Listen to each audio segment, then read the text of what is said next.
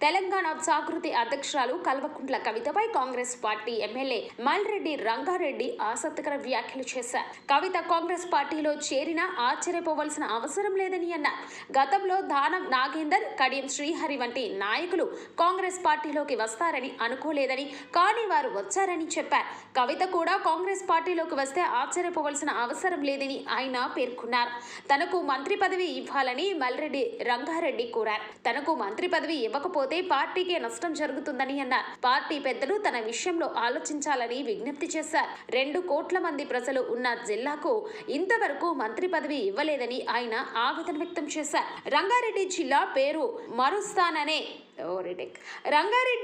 పేరు మారుస్తాననే ప్రచారం జరుగుతున్న నేపథ్యంలో మల్రెడ్డి స్పందిస్తూ పేరు మార్పు తనకు ఇష్టం లేదని అన్నారు. రంగారెడ్డి జిల్లాలో ఎన్ని మున్సిపాలిటీలు అయినా చేసుకోవచ్చని, జిల్లా పేరు మాత్రం మార్చవద్దని ఆయన విజ్ఞప్తి చేశారు.